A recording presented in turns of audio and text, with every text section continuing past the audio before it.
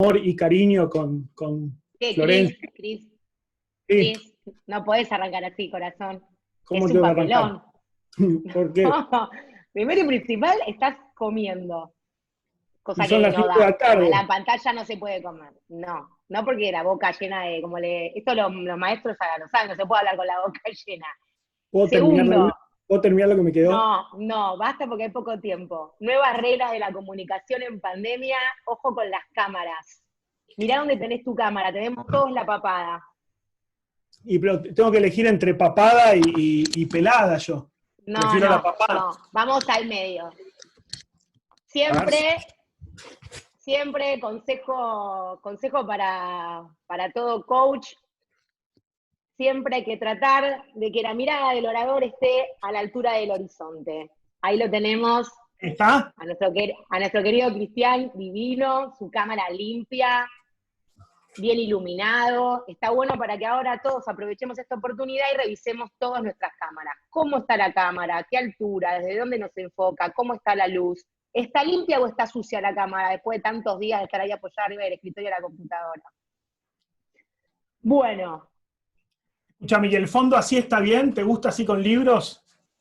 el fondo sí me gusta, pero uno de los grandes problemas que tenemos en esta pandemia, además de todo lo que nos atraviesa, que deben haber estado hablando largo durante estos días, es que está la ausencia, hay que hacerle lugar a esa ausencia, y el plano, como tengo yo ahora y como tiene Cris, que es el plano derecho, hace que lo veamos como si fuera una televisión. Y eso profundiza esa sensación de distancia. Entonces a veces está bueno hacer un movimiento como este, en el que lo que van a ver es que ven que se rompe hay una línea de fuga distinta, entonces lo que pasa es que el ojo percibe algún tipo de profundidad, y eso ayuda para que esa sensación de otredad que nos da la cámara se aplaque un poco. Así que es un buen tip de estos nuevos que hay que tener para estas situaciones muy difíciles. Sostener la cámara es muy complicado, frente a cámara. Bueno, ¿cómo nos conocimos, Cris, nosotros?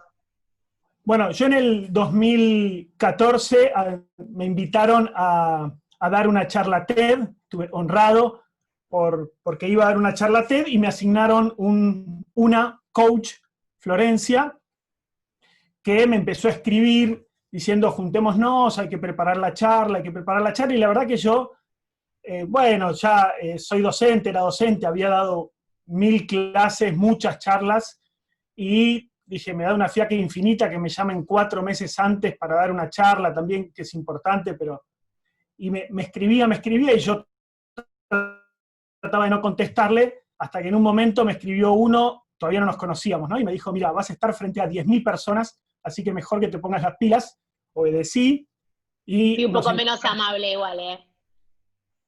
no fuiste muy amable. No, fui un poco menos amable que eso, Pero pero bueno, me alegra que lo recuerdes así. Se ve que después lo cuento así, no lo recuerdo. Y bueno, fui a ese primer encuentro, también un poco agrandado, a decir, bueno, voy a cumplir con esto que me están volviendo loco, y la verdad que para mí fue impresionante todo lo que aprendí en ese primer encuentro. Me acuerdo que volví a casa y le dije a Emi, a mi mujer, no puedo creer, hay como una dimensión, otra dimensión absolutamente desconocida de lo que es preparar una charla, de contar una historia, y a partir de ahí aprendí un montón al lado de Flor, así que acá estoy, sigo aprendiendo. Bueno, ahora me vas a hacer sonrojar. A ver si Y se notan es el librito que me escribiste que tenía que el decir. librito. Y verdad, está todo guionado acá, no hay nada que no esté guionado. Bueno, hagamos una cosa, a ver qué les parece. Repasemos juntos cómo fue parte de ese proceso, así si nosotros recorremos juntos el proceso que hicimos entre coach y coachee, entre coach y orador. Sobre ese proceso podemos ir, y compartiendo eso, podemos ir abriendo algunas de las cosas que fuimos atravesando, a ver si les resuenan al resto de los que están acá presentes. ¿Cómo fue? Vayamos al borrador de tu primera charla. Sí, acá lo A ver tengo. si lo tenés por ahí. Bueno, Lo tengo. tenemos el texto está terminado, lo tenemos listo, hay que empezar a practicarlo, a la oralidad. No, ese no es, Maya. Ahí está. No, me estás diciendo que... Perdón, Lo tiene ahí, cara. Perdón, salió mal, puede fallar en la virtualidad, perdón, qué exigencia. No, Muy exigente. podemos empezar de nuevo, porque así la verdad que no... Bueno, entonces, Leo, Arrancá con tu voz. dale. Dale, Leo. Leo, entonces la primera versión de mi charla. Él estaba absorto resolviendo un problema matemático. Estaba absolutamente concentrado a punto de encontrar la demostración. Por eso no se dio cuenta de que finalmente estaban invadiendo la ciudad. Había corridas, sangre, gritos, fuego, lanzas por todos lados, pero él no se daba... Menos mal que la cambiamos. Menos mal que la cambiamos. ¿Cuántas versiones después y cuántos ensayos después hasta llegar a la charla final? Mira, yo tengo en mi compu 20 archivos distintos de la charla ordenados, así que al menos 20 veces la cambiamos.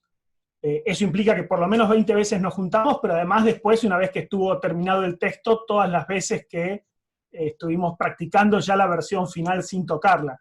Así que calculo unas 30 veces por lo menos. Unas cuantas, sí, muchas. Nosotros somos muy obsesivos, lo cual es un defecto, quizás no necesite tanto repaso la charla, pero lo importante es que así empieza el trabajo. Empieza con un texto que está pensado para lo escrito, para la forma escrita, no para la oralidad, y que hay que empezar a trabajar. Y cuando lo empezamos a trabajar empiezan a aparecer palabras que nos hacen sentir incómodos. En este caso, una palabra que aparece en el primer borrador es la palabra absorto. Cuando él la dice automáticamente, hay una incomodidad en el cuerpo, es difícil hasta decirla la palabra absorto, decirla en voz alta es difícil, ¿no? Porque la oralidad tiene una clave distinta, y en la oralidad el cuerpo juega un rol esencial. En la oralidad, el cuerpo es nuestro instrumento. Por eso el camino que sigue es tan importante. Porque para que las ideas de verdad puedan transformar a las personas, nosotros tenemos que poder conectar con lo que estamos diciendo. Y no hay manera de conectar si no entendemos que ese cuerpo, que es nuestro instrumento en conexión en la comunicación, tiene que estar tan afinado como está el instrumento de un músico cuando empieza a tocar una orquesta. Y afinar el cuerpo no es una cosa que pueda improvisar, algo que hay que practicar, que hay que entrenar y que hay que tener, es un entrenamiento de autopercepción, un escaneo físico, saber cómo estoy física y emocionalmente. Entonces Chris tenía su borrador listo, la charla estaba escrita, pero la magia no sucedía aún. Después sucedió, yo creo que sucedió, pero aún no sucedía. ¿Por qué no sucedía entonces? ¿Qué opinás vos? Yo me acuerdo que la sensación era rarísima, porque el texto lo había escrito yo, ella me había hecho algunas sugerencias, pero el texto era absolutamente mío, lo había escrito yo, estaba expresando lo que yo había elegido contar, y sin embargo cuando lo leía me sentía absolutamente extraño, no me daba la sensación de que era yo, era como una especie de, no sé, de imitación a mí mismo, si se puede decir algo así, ¿no? No me encontraba en el mismo texto que yo había escrito, no sé por qué. Y porque cuando escribimos el texto sale de nosotros, automáticamente la sensación, como es una cosa que lo parimos, lo dimos a luz, y en ese momento se genera una sensación de otredad. Yo lo empiezo a leer y es como si lo hubiera escrito otro. Y aparte me siento incómodo o incómoda porque lo repito y siento que pierde frescura, que no está esta cosa de la espontaneidad y de la improvisación. Pero en realidad eso es algo que se busca, que se trabaja y que lleva mucho tiempo. Claro, y eso me acuerdo aparece... que perdóname que te interrumpa, Flor, No, que dale. recontra pasó, que es, ya después de varios ensayos, sentía que la charla salía mucho peor que al principio. O sea, no había forma de que me saliera la charla espontáneamente, y casi sentía nostalgia, añoranza del pasado, donde la charla, aunque no estaba recontra pulida como ella quería y qué sé yo, sin embargo era mucho más espontánea y me salía bien. Me sentía como atrapado, ¿no? Porque ya no había forma de sacármela de la memoria para que saliera espontánea, pero me parecía mejor antes. Estaba como una especie de meseta en la que no podía salir. Exactamente, todos los procesos de aprendizaje de las charlas, hasta que nos las apropiamos y empiezan a fluir con naturalidad y de verdad sucede esa magia que pasa arriba del escenario cuando alguien está totalmente metido, habitando la charla, siempre hay un momento en el que se ameseta y que la sensación es que no vamos a avanzar. Y es muy importante, por parte del coach, acompañar al orador en ese momento o a la oradora y persuadirlo de que es una situación que va a atravesar, que es un momento de desierto en el que y sigue conectando con la charla, en algún momento eso sucede. A ver, ¿cuál es el rol de la memoria en esto para vos, Cris?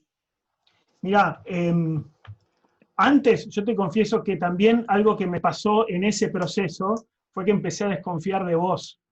Casi que pedí algún otro coach, ¿no? Y dije, ojalá me hubiera tocado Bilinkis, por ejemplo, porque, claro, como era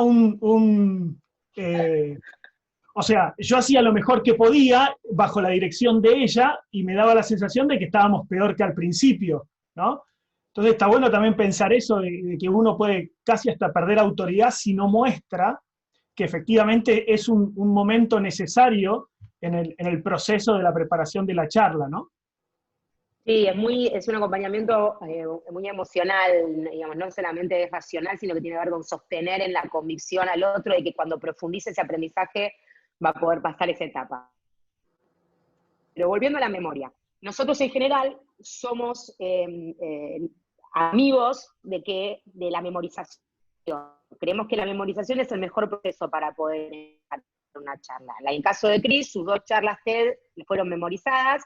La memoria es algo que depende mucho, la manera de memorizar depende mucho de la persona, también hay que personalizar ese trabajo. Estaría bueno que vos cuentes cómo fue tu proceso de memorización.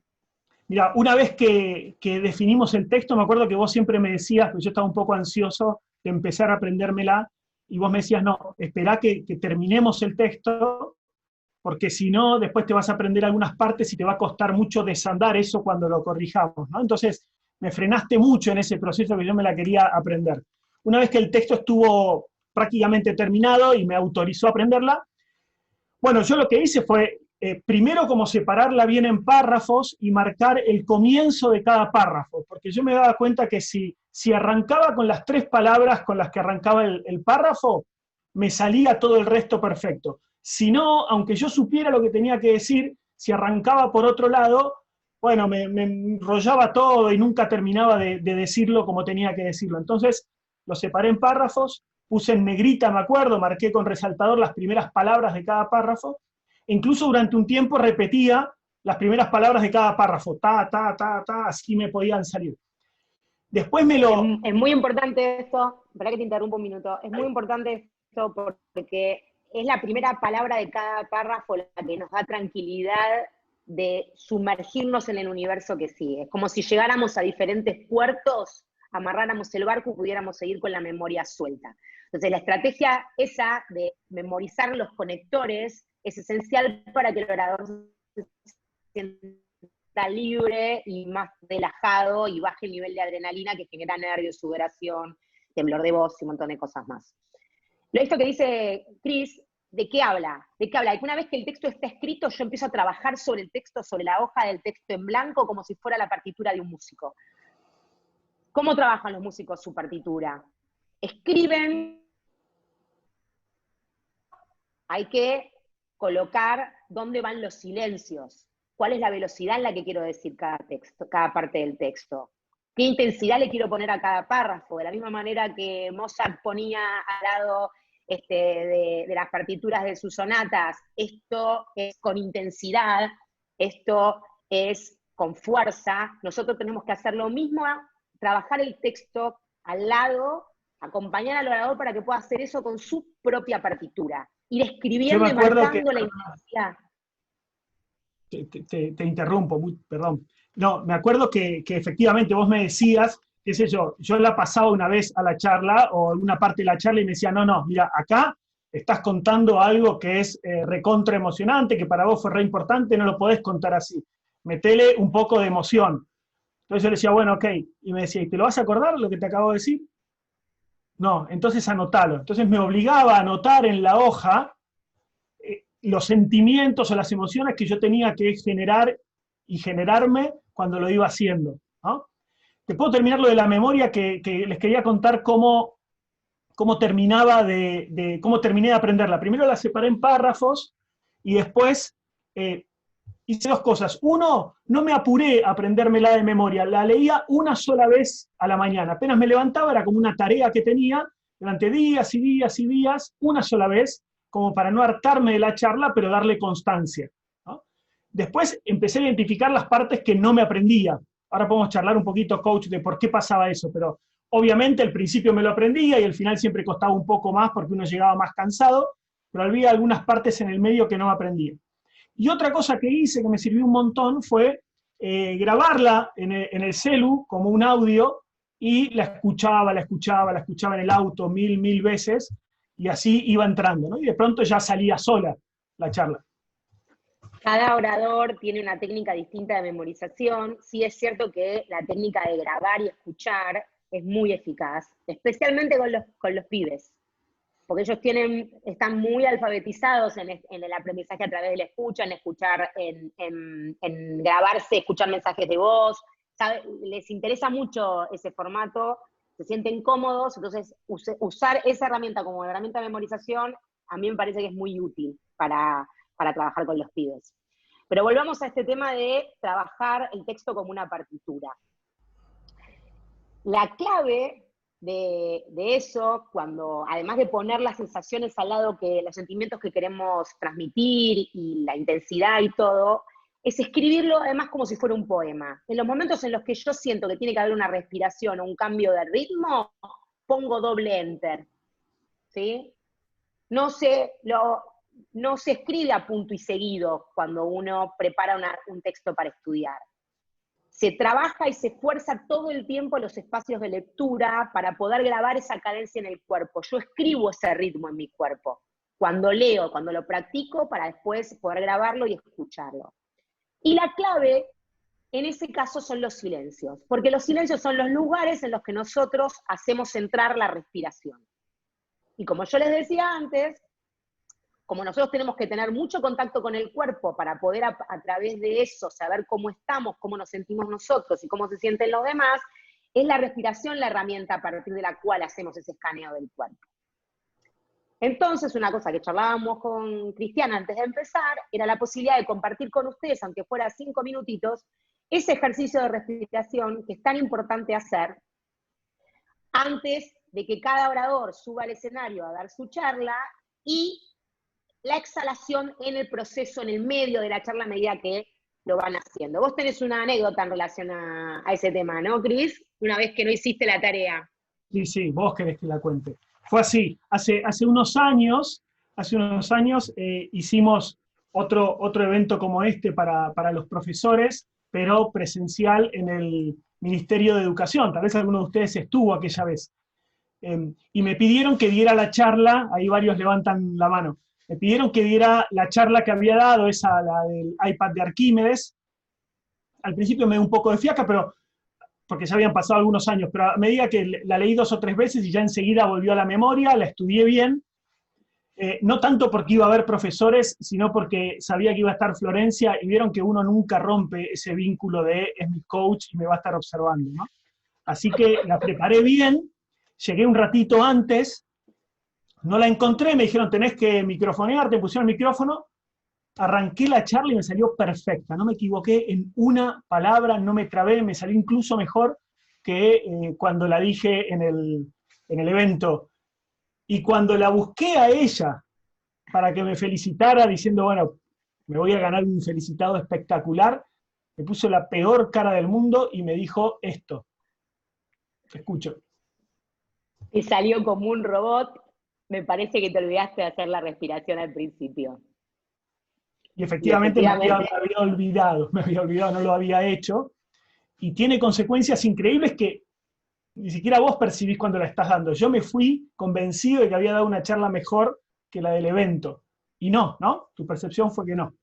Es difícil censar esto ayuda mucho a la observación del otro, pero el cuerpo se aplaca y automáticamente entra en contacto y en conciencia de esa situación tan especial que es la situación de comunicación arriba de un escenario, o en este caso detrás de una cámara, que es muy distinta, pero que también es importante hacer la respiración. Entonces, vamos a repasar, para los que ya lo saben y para los que no, este ejercicio de respiración. Se puede hacer sentado, se puede hacer parado, se puede hacer, digamos, uno tiene que estar cómodo, tiene que estar bien apoyado para poder hacerlo. Entonces, vamos a poner nuestra espalda derecha, vamos a apoyarnos en los isquiones, que son esos dos huesitos que están debajo de la almohada de la cola. Algunos tenemos el culo un poco más grande, entonces nos cuesta encontrarlos, otros no, los flacuchos, esos huesitos al toque se duelen en la silla. Derechos, un poquito la panza adentro, las piernas separadas, con las rodillas que tienen que, ay, no puedo hacer esto acá, ¿cómo hago? Así tiene que estar la rodilla en relación con el piso en ángulo de 90 grados, los pies bien apoyados en el piso, ¿sí? Panza adentro, brazos a los costados del cuerpo o apoyados arriba de las piernas. Tomo aire por la nariz, miro al horizonte, voy a acercarme un poquito la cámara, miro al horizonte, tomo aire por la nariz y lo largo por la boca. Y en el momento en el que el aire sale, tiene que descender el esternón, que es esta parte de acá del cuerpo. Pónganse la mano arriba para registrar, tomo aire por la nariz, sube el esternón, lo largo por la boca, sale el aire y baja el esternón.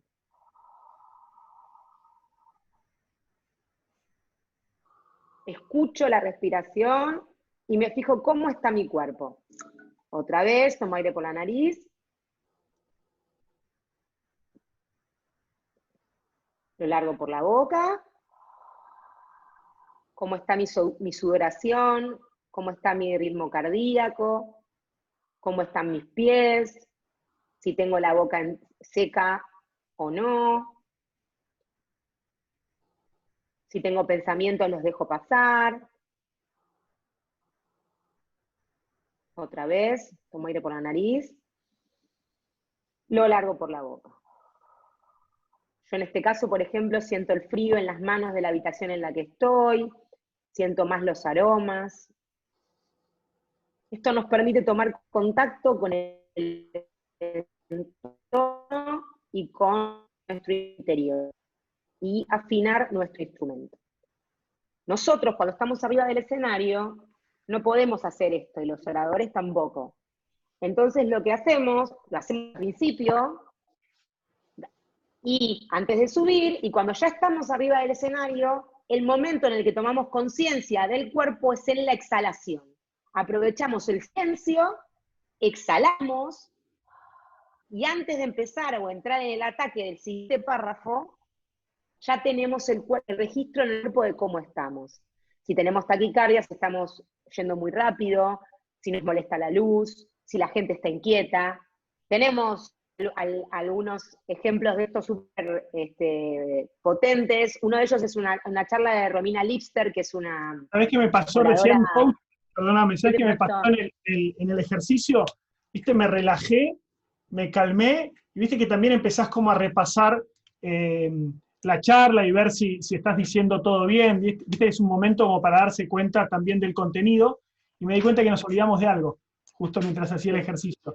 Y tenemos que mostrar dos ayudamemorias espectaculares que hicieron dos oradores. ¿Te acordás? Dale, mostrémoslo, sí, dale. Estábamos hablando, ¿se acuerdan de cómo preparar el texto para memorizarlo? Y Flor decía que cada orador puede tener su propio estilo, y ahí la interrumpí, y entonces ya la saqué de tema, pero iba derecho a mostrar algunos estilos distintos que tienen distintos oradores para memorizar el texto. Entonces, hay uno de Fer Salem, que ahora Maya va a mostrar. Fer Salem, o Salem, es el que hizo el dibujito Ayúdame Coach en el canal de Paca Paca, que se llama Samba, ahí está. Hizo Samba, y ustedes fíjense, seguro la gran mayoría de ustedes habrá visto su charla espectacular, y acá tienen el ayudamemoria que él se preparó para aprenderse la charla. ¿Ven? Empieza con la excursión, ahí está el dibujito del cabildo, los cuadros, ¿no? Y habla de Claudio, de su maestro, de Aguante José y las Malvinas. Puedo ir repasando toda la charla con los dibujitos que él hizo para aprender. No solamente los dibujitos, sino que además, fíjense que aparecen palabras claves, que muchas veces son las palabras que encarnan el sentimiento de ese párrafo. Por ejemplo, sobre el final aparece el agradecimiento, ¿no?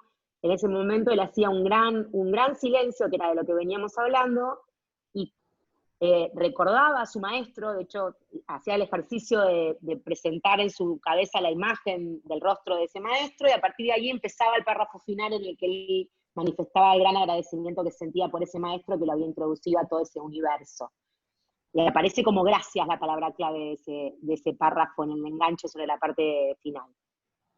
Muy bien, bueno, este es un lujo. Ustedes pueden ver un estilo totalmente distinto de aprenderse una charla, ¿no? Él tiene una memoria mucho más visual que la mía. A mí me servía el texto escrito por computadora, a él le servía un dibujo así, ¿no? También hay intermedios. Por ejemplo, tenemos otro ejemplo de una charla que preparó Juan Cruz, un abogado, dio una charla el año pasado. Él es un abogado espacial, se dedica al derecho espacial, y fíjense... Abogado solo sonaba aburridísimo. Abogado espacial es... Abogado espacial es más marketinero. Se me fue el... Se fue la imagen, Mayush. A ver si la conseguimos. Lo que preparó Juan Cruz es una especie de mix, que es lo que a él le servía. O sea, no el texto solo, sino el texto con... ¿Ahí lo ven? ¿El de anochecer, de verano? ¿El de anochecer de verano? No se ve. Tenía una capacidad de síntesis increíble este orador. Claro, no hizo falta escribir nada. No hizo falta nada. Bueno, ese es el otro extremo. Entonces está el mío, en el que escribo absolutamente todo para aprendérmelo de memoria, y está el que queríamos mostrar de Juan Cruz, que como es abogado y tiene una gran memoria, no necesita escribir nada, ¿no? En esos dos extremos estamos todos los demás. Bueno, no, aunque no se pueda mostrar, él lo que había hecho era escribir los párrafos y al lado un dibujito que representaba cada párrafo, porque eso lo ayudaba a él a recordar de una. No, efectivamente no quiere... No importa. Pero eso me le dicen que sí lo recordaba están viendo ahí. Ah, ¿lo ven? Nosotros no lo vemos. No lo ven. No importa. No importa, sigan. Yo bueno, listo. Volvamos entonces al lugar de la respiración y a la clave de la exhalación como la llave para poder conectar con las sensaciones que le quiero generar a la audiencia en cada momento.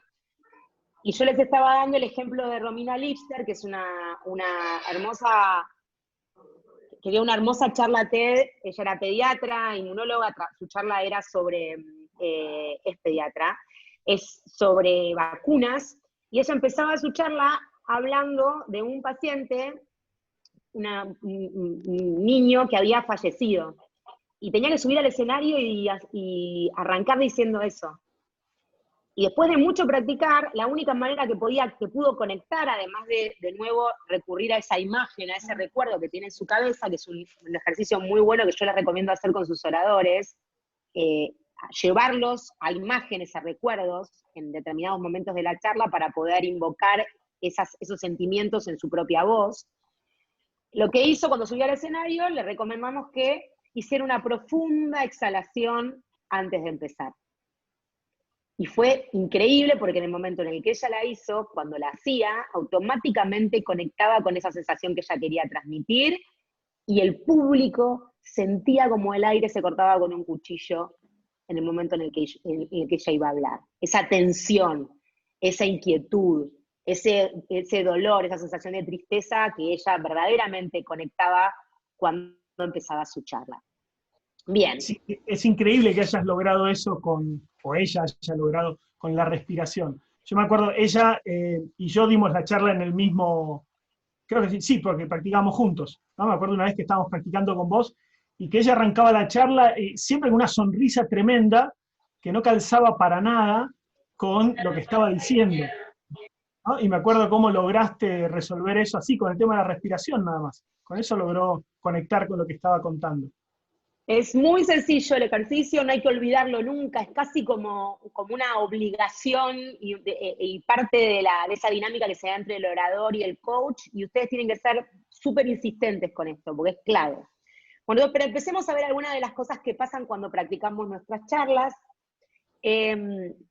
Muchas de ellas ustedes las conocen porque las deben haber experimentado. Hablamos de ese movimiento que se da de manera constante, como el que tiene Cristian ahora, y que fue Cristian, y que fue el que hizo al principio cuando empezamos esta conversación. Ese movimiento aparece en muchos oradores, es una reacción defensiva del cuerpo, me paso de una pierna a la otra, ¿sí? Es casi como querer volver a los brazos de mamá para que nos acune cuando tenemos miedo porque estamos expuestos en el escenario.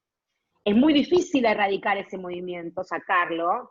Entonces, la primera recomendación que les hago, como coach, como personas que acompañan a oradores, es que cada vez que aparecen alguna de estas acciones, que en general son manifestaciones físicas de miedo, de inquietud arriba del escenario, como puede ser el movimiento, como puede ser posiciones de las manos raras, o que se apuren cuando hablan, o la mirada en el piso. Cuando aparecen estas manifestaciones, lo que no hay que hacer es prohibirle al orador que las haga, o decirle, eso está mal.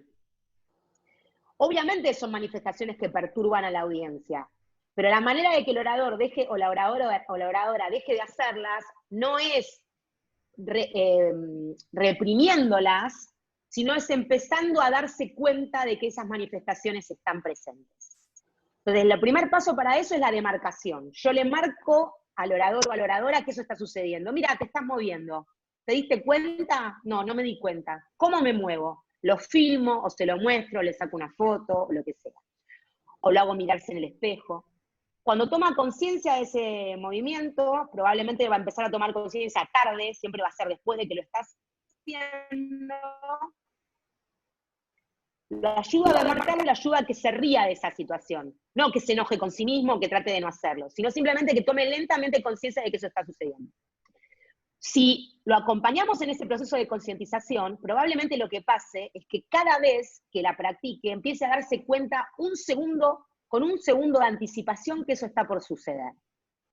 Y en el entrenamiento del cuerpo, y en la conciencia, y en la práctica, en algún momento puede pasar que ese movimiento se desarme y habilite la posibilidad de que pase otra cosa, o que se haga muy sutil, o que él se dé cuenta, o ella se dé cuenta exactamente un segundo antes de hacerlo y no lo haga.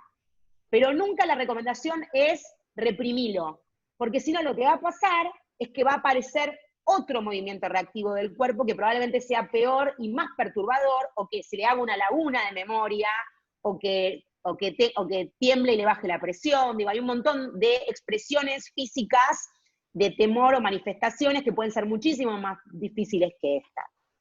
Sí, mira, me hace acordar que hace un tiempo escuché a un amigo dar una charla y tenía una muletilla tremenda, cada 3 palabras terminaba con un no, no, no, y entonces yo se lo marqué y le dije, mirá, sacate esta muletilla de encima, cada 3 palabras la decís. Y fui a otra charla en la que él estaba orgulloso de que la había sacado, pero lo que había hecho era reemplazarla por viste. Pero cada vez que antes decía no, después decía viste, pero no cambió la muletilla, ¿no? Entonces probablemente mi error fue ese, el tratar de decirle que la evite, en vez de, mirá, toma conciencia, una vez que tomas conciencia, trata de anticiparla, una vez que la anticipás, ya va a ir desapareciendo sola, ¿no, coach? Absolutamente. Lo importante acá es que ustedes hagan eso mismo que le recomiendan a los oradores y estén muy conectadas y conectados en la observación del orador o la oradora a medida que van pasando los ensayos. Porque si ustedes están conectados, que es lo que les están exigiendo a ellos que hagan, van a tener mucho más agudizada la percepción para poder acompañarlos en estas demarcaciones de manera con alegría, sin tensión, y ayudarlos a poder trascender esos mecanismos defensivos. Ahora, pero ¿cómo haces para no acostumbrarte vos a la charla? Porque, viste, a mí como orador la di 50.000 veces y ya no siento nada. pero ahora como coach también me pasa, ¿viste? Después del quinto, sexto, séptimo ensayo, me pasa lo mismo que me pasaba como orador, me la sé de memoria y ya no, tampoco como coach puedo conectar con la charla del otro. En cambio, vos sí Hay que hacer podés. lo ¿Cómo mismo, haces? hay que tratar de estar muy fresco antes de abrir la escucha. Hay que hacer respiraciones, hay que prepararse para eso, hay que tomar distancia, hay que moverse durante la sesión, no hacer siempre los ensayos en el mismo lugar. No hay que retomar el texto siempre desde el principio, ¿no? Hay que agarrar las partes solamente de manera obsesiva, las partes en las que está la traba. Hay que concentrarse en eso, de la misma manera que un músico se concentra en el compás que no le sale, el orador tiene que concentrarse en el párrafo en el que se traba, el enganche un ratito antes y un ratito posterior, pero no retomar la charla siempre desde arriba, la charla no se practica desde el principio, la charla se cambia de orden todo el tiempo para poder soltarla, ¿sí?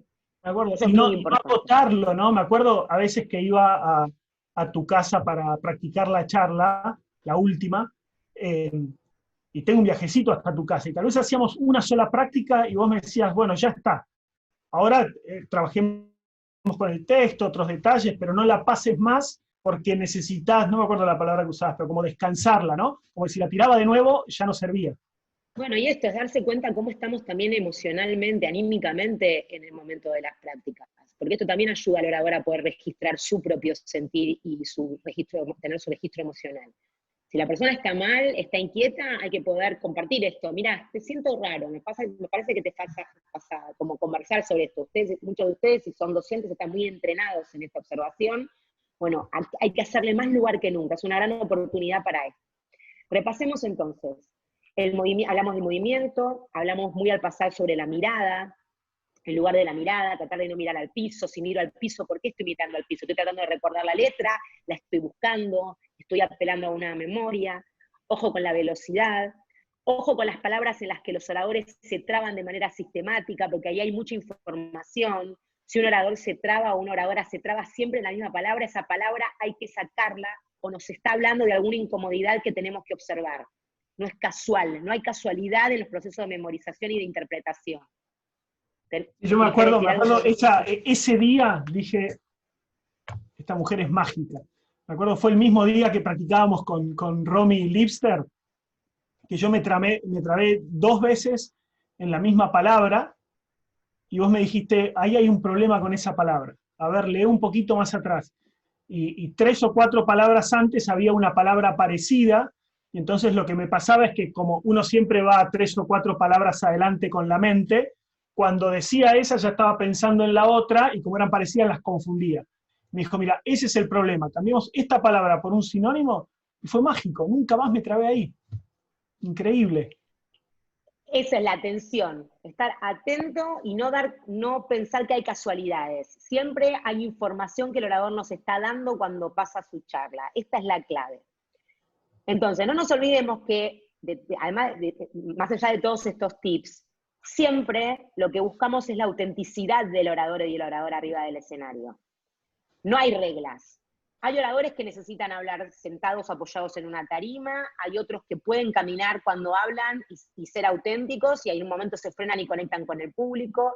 Lo importante es apelar a la autenticidad, y en la medida que las acciones que el orador no hace arriba del escenario, ustedes se tienen que dar cuenta, no sean perturbadoras para la atención, funcionan. Por último, el público. ¿Qué pasa con el público? Especialmente en estos tiempos en los que el público es una virtualidad del otro lado de la pantalla. El otro, el otro en genérico, es la clave de la comunicación. Si nosotros no contactamos con el que está observándonos, no vamos a poder conectar y hacer una charla de verdad mágica, empática, que transforme.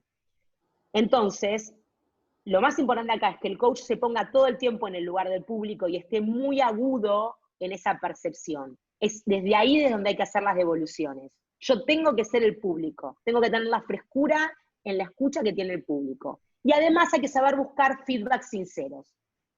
Si yo ya estoy agotada de escuchar y no tengo no tengo la escucha fresca, le tengo que decir al orador siempre que haga que otras personas escuchen su charla en su casa, en la medida que esa escucha que sepamos que esas personas nos van a dar un feedback sincero y cuidadoso. Acá me gustaría el ejemplo de Cris. Sí, me acuerdo. La segunda charla que di, la primera no porque quería que fuera una sorpresa para Emi, para mi mujer, así que nunca la practiqué delante de ella. Sí la practiqué delante de mis hijos y los agoté y la terminaron aprendiendo de memoria, pero ahí no para practicar un feedback, sino porque prácticamente no me daban, sino para que hubiera un ser humano, para que hubiera ojos del otro lado. Pero la segunda sí la practiqué con ella, y cuando yo ya había dado una, así que de nuevo estaba agrandado, se ve que es algo medio sintomático, y se la di a ella, orgulloso porque me salió perfecto, y me dijo, no sos vos. Ya lo veía en la cara, porque mientras iba dando la charla, uno lo escanea al otro, ¿no? Y me dijo, no sos vos. Para, No. quédate ahí un minuto. Ya se lo veía en la cara. Eso es esencial. Mirar la cara del otro cuando yo estoy hablando, algo que los docentes también saben mucho, observan mucho a sus audiencias. Yo me doy cuenta, si soy sincero y estoy conectado con lo que estoy diciendo, yo me doy cuenta en la cara del otro si estoy bien, si estoy en registro, si estoy en cualquiera y estoy desconectado. Bien, entonces yo sabía que había un problema, por supuesto seguí con la charla, y cuando termina me dice, no sos vos, tenés el cantito que tienen todas las charlas TED. Me mató con ese comentario, me mató. Pero efectivamente estaba pasando eso, estaba pasando que era todavía un poco artificial, ¿no? Pasa mucho. Por eso tampoco hay que pretender que la charla de punta a punta tenga la misma emoción, la misma conexión, porque no hay manera de sostener durante el 100% de la charla la atención de la misma manera. Hay que permitirse esos espacios para escanear, para registrar cómo estoy, para medir al público, para cambiar el tono. Bueno, acá, esto lo digo, acá quiero generar convicción, acá quiero que reflexionen, acá me gustaría conectar con una cosa más amorosa. Bien, ahora, ¿qué pasa en la pandemia? Que la audiencia está ausente. Me pasa ahora a mí, le pasa ahora a Cristian, que estoy tratando de hablar con todo el ejercicio que uno puede tener, el oficio que uno puede tener, y sin embargo me sigue faltando algo. Y está esa tensión todo el tiempo y el desgaste de que yo sé que el otro no está presente físicamente, pero sin embargo lo observo en la pantalla. Es muy frustrante esa sensación. Muy frustrante, es agotadora físicamente, es una sensación de duelo, es como si no termino de entender, mi cuerpo no termina de entender ni de sentirse cómodo con lo que está pasando. Entonces ahí, más allá de que es algo que tenemos que atravesar todos y que es muy difícil acostumbrarnos a esa sensación, a ese vacío, por eso a veces es preferible tener conversaciones sin cámara, sentir la voz en la oreja del otro, casi como si nos hablaran los dioses, como antiguamente nos hablaban los dioses en el oído, bueno. Pero cuando uno tiene que dar una charla, eso no nos sirve, tenemos que ver el rostro. Entonces, una recomendación, ¿qué hacemos nosotros, Cris, para Bueno, poder vos me lo conectar enseñaste cuando hace un estamos tiempito, yo hablando? tenía que dar algunas charlas y grabarlas con el celular, y no había nadie, ni siquiera una imagen del otro lado. Y cuando ella vio una, me dijo, estás como desconectado, y le digo, sí, porque no es fácil hablarle a un puntito. Dijo, lo que tenés que hacer, claro, lo que tenés que hacer es ponerte algún muñeco o algo, yo uso ella tiene ese ahí, entonces te lo pones adelante y le das la charla a tu osito que querés. Este se lo regalé a Emi cuando cumplimos 30 meses de novios. 30 meses de novios le regalé este osito, así que para mí efectivamente es muy fuerte, entonces le doy las charlas a los ojos del osito. Me acuerdo que al principio había probado con esto, cuando me dijiste que busque ojos, pero era así como medio rígido en el rostro, y me dijiste, ese es el problema, buscate un osito, buscate algo más cariñoso para poder darle la charla. Y cambió absolutamente, porque es lúdico, obviamente, porque sabes que no te está entendiendo, pero poder fijar la mirada en otros dos ojos ayuda muchísimo a conectar. Bien. Hasta Flor. Gracias. Espera, quiero dejar 5 minutos, 3, para algunas preguntas que fueron surgiendo y algunas que fueron saliendo. Así que, perdón que interrumpí así, pero quiero aprovechar que están ahí, además de las flores que están tirando. Muy bueno, gracias Flor, Cris, y un montón de cosas. Si hay alguno que tiene alguna pregunta muy puntual para hacerle a los chicos, a estos jóvenes que nos han dado esta charla, abra su micrófono, a ver si así hacemos, o levante la mano. ¿Quiere que usen apuntes o alguna especie de apunte en el piso o escondido o un apuntador compañero bajo el escenario o cerca suyo? ¿Voy yo o vas vos, Cris? Vale, contesto yo y vos me corregís si me equivoco.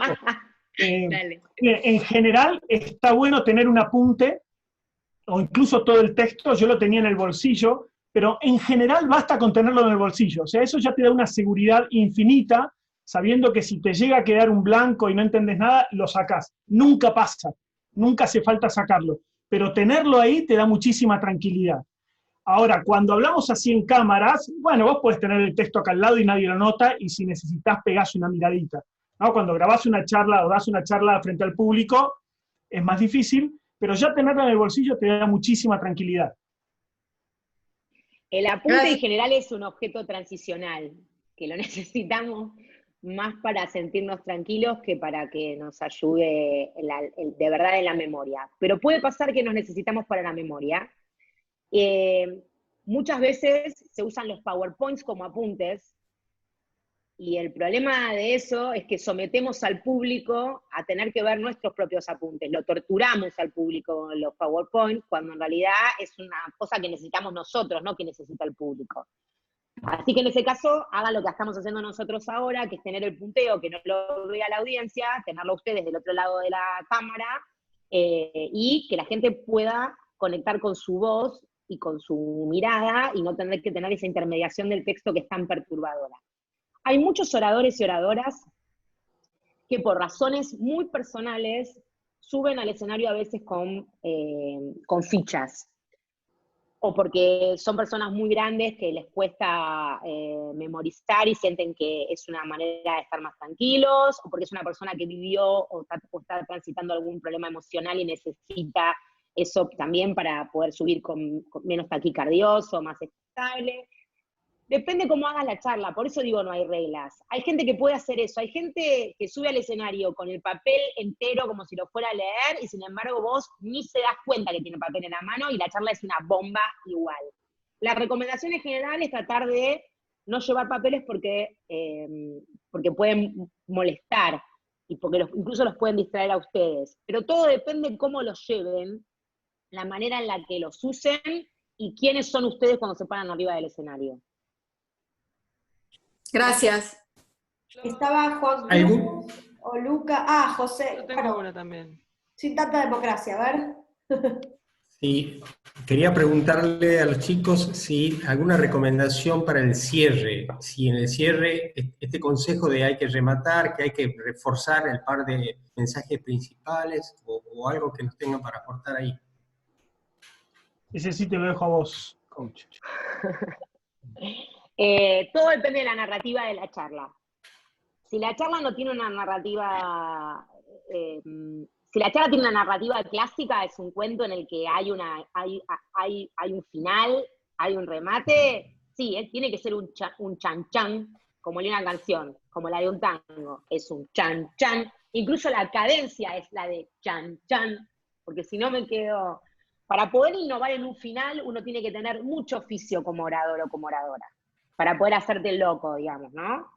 Esa es en general la recomendación. Sí es cierto en términos, no en la frase final, pero sí es cierto en términos de la narrativa, que en el universo de la oralidad, como las palabras en lo oral son efímeras, a veces se recomienda, si hay una idea fuerza, el eje central, la idea más importante de la charla, que aparezca dicha de otro modo, con sutileza, con poética, de nuevo en algún lugar cercano al final.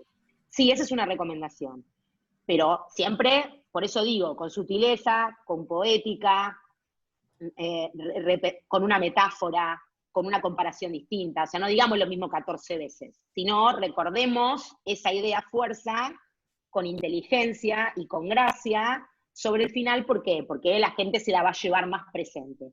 Pero en general, el final tiene que ser, a diferencia de los poemas, que los finales con moños son poco recomendables, En la narrativa oral para charlas es recomendable que haya un chan, chan, incluso con la cadencia que lo digo ahora. Muchas gracias. Bien. Bueno, última, porque esto viene, porque nunca cumplo las reglas y nunca soy puntual. Y acá hay uno que dice, ¿algún consejo de qué pasa si el orador le invade la emoción y se bloquea, como que se paraliza? Flor, vos sos experta en eso. Y cerramos ahí. Miren, es responsabilidad del coach, de la misma manera que de un docente en un aula, velar por la seguridad física del orador y la oradora a la hora de hablar. Yo tengo que saber cómo está mi orador y mi oradora antes de subir al escenario. Tengo que poder registrar cómo está su ritmo cardíaco, si hay mucha sudoración, si tiene muy seca la boca, darle agua, hacerle hacer las respiraciones para que el ritmo cardíaco baje. Es muy importante, no hay que subestimar la presión de someterse a la exposición pública. Hay mucha gente que se le generan situaciones de pánico frente a eso. Por eso es tan importante que pueda respirar, que podamos saber cuál es su ritmo cardíaco. ¿Puede pasar que una persona tenga un bloqueo hacia el escenario? Sí. ¿Qué la rescata de ese bloqueo? La respiración. Por eso soy tan insistente y tan chapelotas con este tema.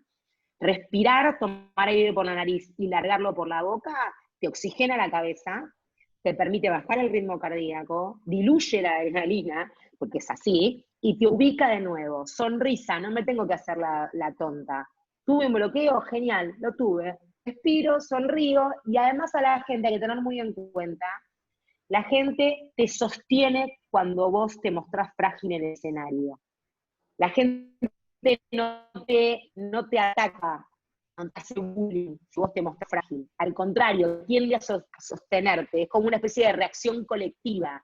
La fragilidad de alguien hace que la gente automáticamente quiera hacer, especialmente me pasa a mí como mamá, ¿no? Yo estoy sentada en la platea, veo que hay alguien que por alguna que le pasó algo, como cuando se cae un bailarín y te querés subir al escenario a levantarlo y darle la mano. Esto pasa. A veces la fragilidad nos ayuda, o una equivocación nos ayuda a sumar empatía del público y a reforzar esa conexión, al contrario de lo que pensamos. Hay un montón de preguntas más, preguntan cómo se contactan con ustedes, otros ven los vivos de Carmen, están todos muy agradecidos. Quiero ser puntual y respetar a todos y a todas, y agradecer profundamente.